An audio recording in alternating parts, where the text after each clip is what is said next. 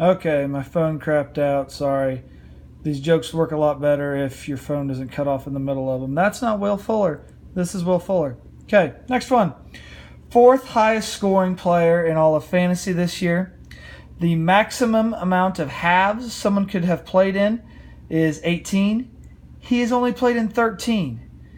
He's a two-time leading scorer of the week. Wasn't drafted in our league. This is probably another one you have a better chance of guessing, but Deshaun Watson. How's that even possible? Fourth highest scorer in the league, played in about 70% of the total possible minutes. Next one, RB9, ninth highest scoring running back. However, his second highest week in rushing total, 38 yards. How are we supposed to know who to draft at running back if RB1 is 38 yards? Only one game he scored a touchdown. He's not even a starter on his team. He wasn't drafted. If you maybe can guess, he is the catching Chris Thompson. Who knows who Chris Thompson is? You could probably guess here. That's not Chris Thompson. That's Fat Rob Kelly. This is Chris Thompson. This joke maybe thinks getting old. That's not Chris Thompson. Samaje Perine. This is Chris Thompson. How are you supposed to know who to take with these guys? We have catching and receiving backs. All this stuff. We're not even a PPR league, and he's still number 9. In fact, that's still not Chris Thompson. This is Chris Thompson.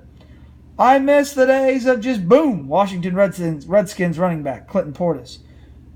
Fantasy. Got me flustered. Who's this? Tight end 10.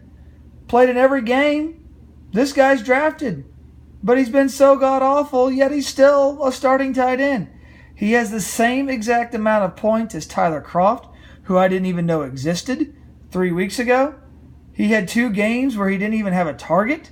The most points he even has in 1 week is 10. How could you start this guy? This one's Hunter Henry. He's not even my favorite Hunter Henry. This is my favorite Hunter Henry, the second leading scorer in Bearcat history. Who's this? QB10. All right, starter.